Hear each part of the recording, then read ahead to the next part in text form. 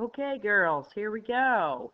We've got, we're starting chapter 12, and no, we're not skipping the 10 and 11, but we're going to come back and around because those two kind of go together, and we can end the school year with that, which is sort of weird that we can think about ending the school year already, but anyway, so this chapter is all about circles.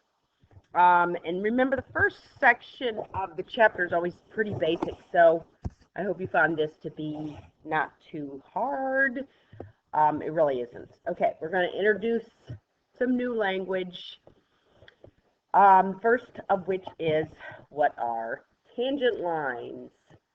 So a tangent line, as shown right here, is a line, there's a line, and it can be a ray too, that touches the circle in exactly one point right there. Okay, so let's write that down. Tangent is a line. I'll just say line. I'm sorry about this pen. You remember it's messy. That touches the circle in at one point. Okay. All right, and remember we can have a ray or line. Okay, so we have a symbol for circle. Remember, it's the circle with the dot in it. I'm gonna make a dot here. There we go. And then remember, geometry is not always very clear. They kind of like to hide things. So not really, but there's a lot of symbolism. This circle right here, since O is considered the center of this circle, we would call this circle O. So again, in a very subtle way, they are telling you by this statement here that O is the center of the circle. And that becomes important for down the road for different things. Okay? So back to tangent. I know some of you are like, well, what does this have to do with the opposite over adjacent? Exactly nothing. There's not any. It has the same name. I'm not sure why. That was not my call. Okay, so we have a tangent that touches exactly one point. Now, keep in mind, let's say we have a circle again. Oh, wow, that's a nice circle. And let's say we do this. Okay, that's not a tangent. Okay, because a line, just because you can only see it touching one, you know it's going to touch twice, right there and right there, and that's called something else. So be careful. It just should touch at one point. Very difficult to grab just one point. And remember, a circle is comprised of all these points along here, you know, smushed together, and here we have a circle. So keep in mind we are grabbing exactly one right there, and that one is called the point of tangency. Okay, so over here it's B, and by definition the point of tangency is the point that intersects the circle. That's not very good. The point at which,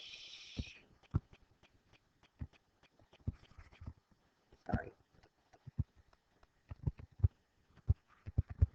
the circle and the tangent line meet. Okay? So they'll refer to the point of tangency. This is that one point right there. Okay? All right, so I was going to have you draw another tangent line that also passes through the point A and the tangent point C. Okay, so let's say we have a circle. Let me get a real circle out here. There, right here. Okay? And we can go point of tangency. I thought I gotta sneeze. Okay, here's a line. And see how you can kind of, there's not a tangent, but you're just gonna grab one. Okay? And then let's try another one. Let's go this way. Again, let's move it so that it looks like, okay. So, we pass through point A, and the tangent line is C. So, let's say this is C. This is A right here. and this is B. Okay. You can kind of see that these lines are going to be very similar, which is, I'm going to turn the page, which is what this says here. Okay, if a line is, oh gosh, if a line is tangent, then the line is perpendicular to the radius. So over here, back to this thing, we are, if we draw from the circle to the point of tangency, same thing here. This creates a perpendicular. If it's tangent, that's the key here, then it's going to be perpendicular to the radius. Radius, perpendicular, point of tangency. Those three things have to go together. Okay, so what that means is we will have applications of trig come up because we have a right triangle. We're going to have a right triangle. Okay, see, here's your right triangle.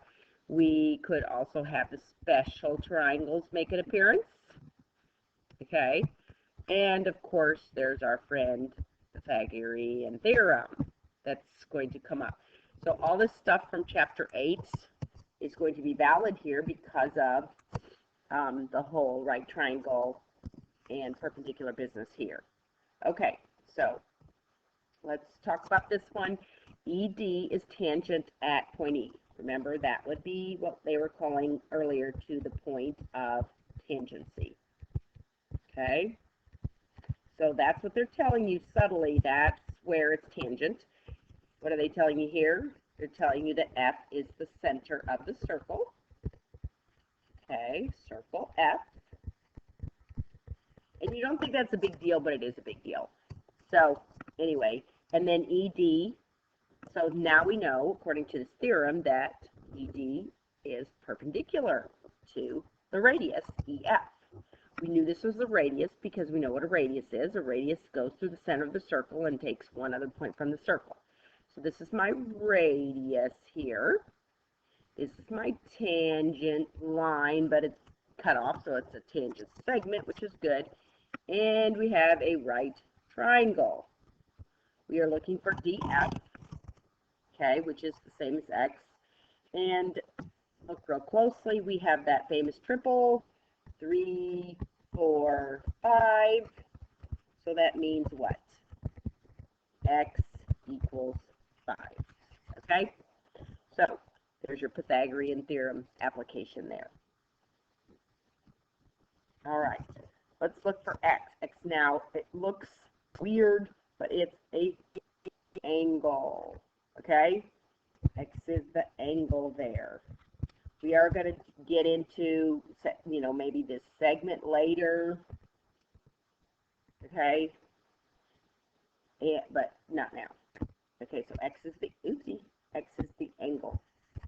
Okay, so, let's get my purple back. What do we know? Well, we know this is a radius because we are assuming it is. And honestly, this first section, they don't do a great job of telling you that that's the center of the circle. Eventually, they get around to that. So just be careful. Just go ahead. If it looks like it's the center of the circle, then assume it is. I know that's not good practice, but they should really tell you that O is the center of the circle. Okay, so anyway, that means that we have a, and they do kind of make a general statement. They'll say, if something looks like it's tangent, then it is. They kind of assume that, okay? And they kind of make a general statement. So you don't have to say, well, they didn't tell us. Okay, they're not going to. They're just going to make a general statement that says, if things look like they're tangent, then they are, okay? Now, on my test, I will always tell you that it's tangent or, you know, some kind of general claimer as well. Okay, so if that's tangent and that's a radius, you know what? From the theorem, well, you know that this is perpendicular, okay? So you know you have, again, a right triangle, all right? And what do we know about all triangles? We know they all equal 180 degrees. Particularly these two of a right triangle equal 90. So if we take 90 minus 38, we will get x, which equals 52. Okay? So x equals 52. That's an easy one. All right, but again, it's not that easy. It's assuming you know that that's a perpendicular because of the whole radius tangent thing. All right? Okay, so here we go. We have another theorem. This is the converse. This says, all right, if I already know this is perpendicular, then I can say that that's tangent. Okay, now remember, all converses are not necessarily true, but this one happens to be true. Okay, so they're going to ask you a different question. It's going to say, all right, do you know that MN is tangent? All right, well, again, don't assume it's perpendicular. Okay, but that's what you're going to say. Find out, is LM perpendicular to MN? Okay, that's your bottom line. If it is, then, sorry, if so, very messy, sorry, MN is a tangent. Okay? And tangent we use as a noun and a verb, so don't worry that I was like, what? Okay, tangent is a verb here, or is a tangent line, assuming so we can use it for both parts of speech. Okay, so remember this is a radius. Okay, so is that. Center to, and remember they did tell us subtly that L was the center of the circle. Okay, right here. All right, so that's a radius. That is a radius that has the same measure. Okay, so now what do we have? We have, again, it looks like a right triangle, but that means we have a 3 here. Oh, sorry. 3 plus 2 is 5. We have a 3 here, and we have, for gosh sakes, a 4 here. Okay? So, well, that looks like a triple to me, so yes, that's a right triangle from chapter 8 where we checked our 3 squared plus 4 squared equals 5 squared, okay? And then we know that that's a right triangle. Then we know LM is perpendicular to MN. Therefore, we know MN is, let's say yes, MN is a tangent. Okay? So that's the thought process.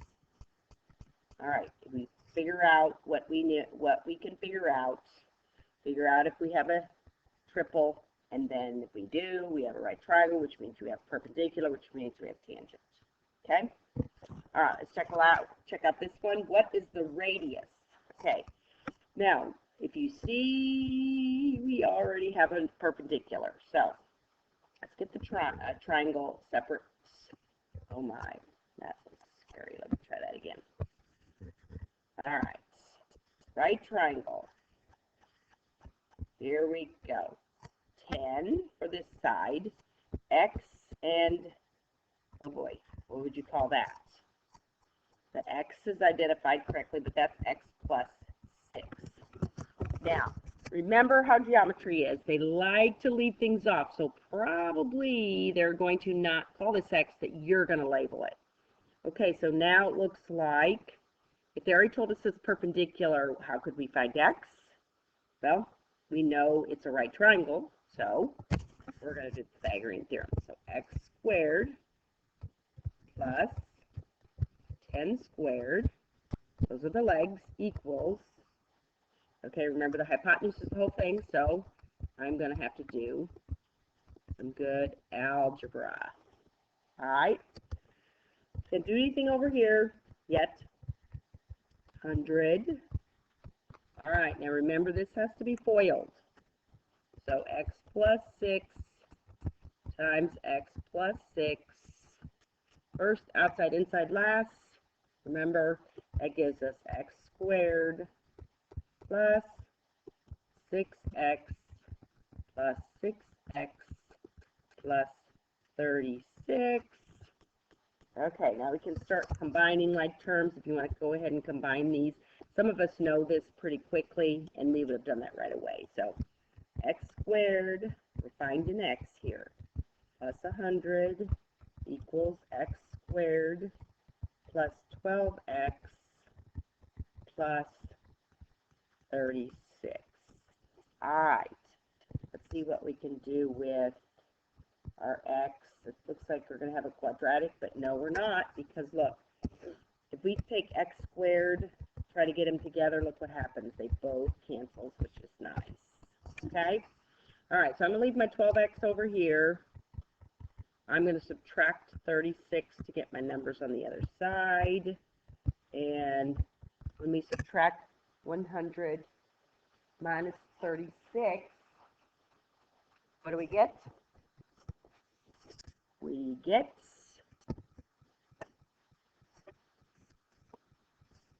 4, oh shoot, what happened to my,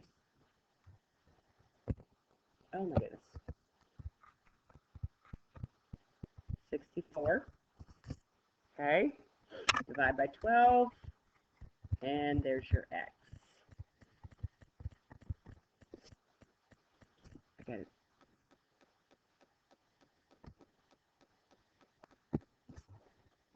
Okay, sorry about that.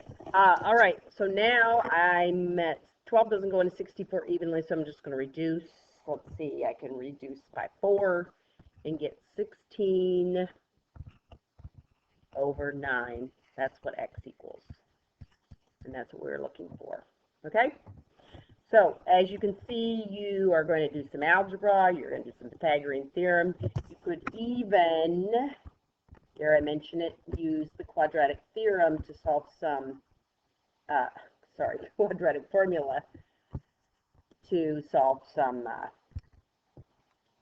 of your problems, okay? So don't forget about that. Sorry. All right, here we go. One more theorem.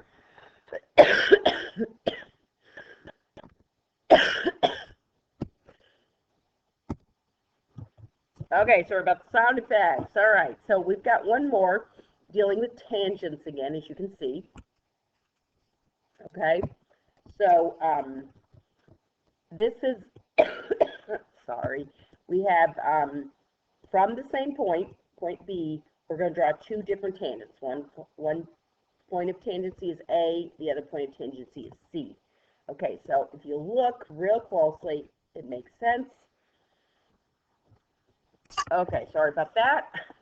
All right, so we have, it makes sense that this little tangent segment here is going to be congruent to that segment. Okay? Okay, so we have tangent segments that are congruent, and, daggone it. Okay, let's see if I can get through this. Okay, so we have this. This comes up. Now, be careful about this because it says from the same point B. So we can't just say, all right, here's a circle, and let's make a tangent over here, which I kind of missed, and a tangent over here, and just, oh my gosh. We have a tangent over here. Let's just start over. Circle, tangents. That's way better. Okay. Another tangent. All right, and then you can just say, oh, they're equal. Well, no, they're not. First of all, they have to be connected. Okay, these aren't connected. They have to be connected with a from the same point. So if you could extend this over here, I'm not going to have room, but if you could extend this and have them meet out here, then yes, that would be that situation. So be careful about that. Don't assume like a big general thing. All right.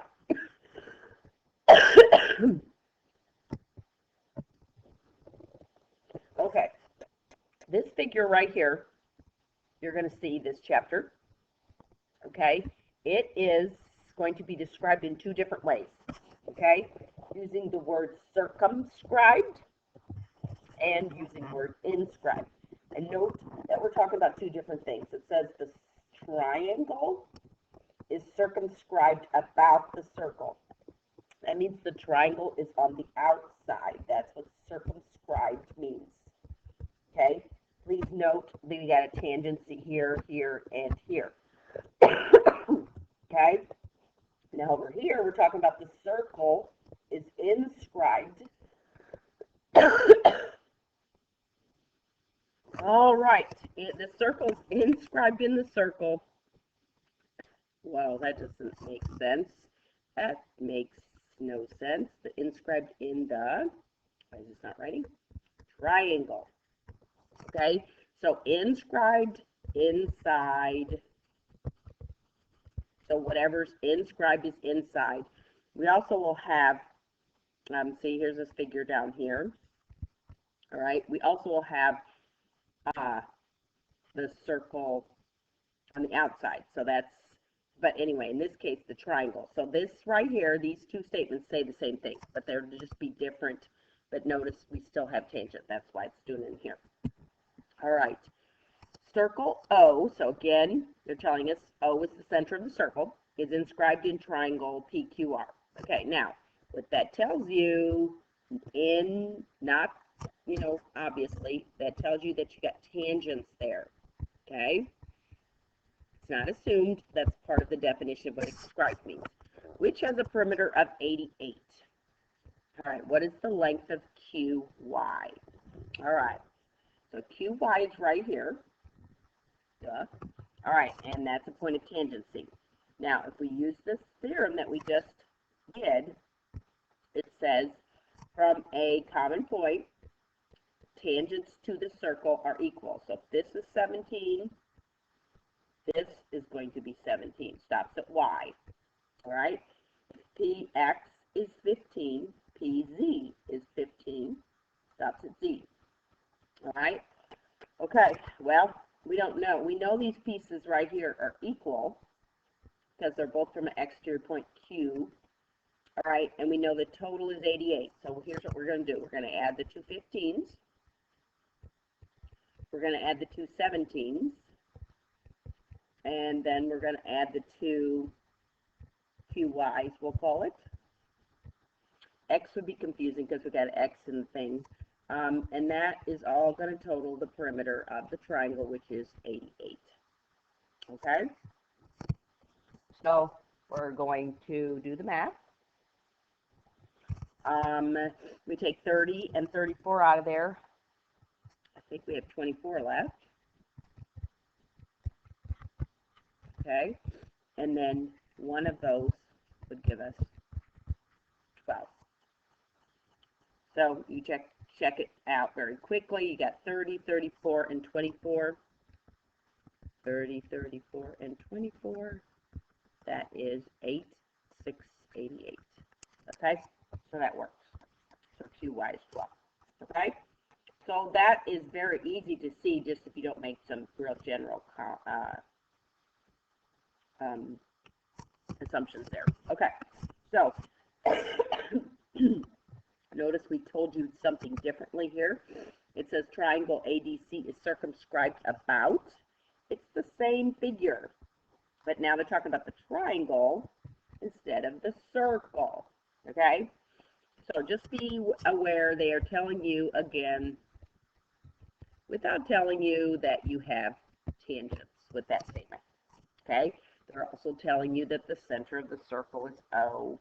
If you wanted to make any, you know, radii, perpendicular, and all that distance that might come up. Okay. We are looking for the perimeter here. All right. So the whole triangle. And then they give us a little bit of information on the figure, and then they also give us this that we're going to have to use. So let's see how this works. Okay. DF is 6. Remember, from an outside point to a circle, that's going to be equal, so that's going to be 6 too. Okay, AB is 19, so what else is 19? AF. Okay, wow. AF. Okay, then we have these two, which we know are equal. So let's call them X. We want. Okay, They are tangents from an outside point. Okay, so they're equal. And we're looking for the whole thing. So EC is one of our x's. Okay. So see, this is what we call our x. DE is 6. AF is 19. Well, that was easy. X equals 25. Okay? So that makes this 25 and this 25. 25, 25. Now you have to find the perimeter. Just a matter of adding up all the sides. So I got 50. I got 12. And I got 38. So what's that? I believe it is 3, 4, 1, yeah, 100. Okay? So our perimeter is 100, whatever units. They didn't bother to tell us that. Okay? So that's it. So you got really, first we defined tangent. Then we talked about tangents and radii, how they're perpendicular, and vice versa. If it's tangent, it is perpendicular. And then we talked about this last one, which is the two equal. Now, here's your homework. Okay. I don't think you'll have a lot of trouble with it. There's also, we were going to have this activity, has lots and lots of problems back here if you're really bored on this particular snow day. Okay, so anyway, don't worry about that. I just thought, well, we'll just keep it there just in case. Okay, so I will hope to see you Monday.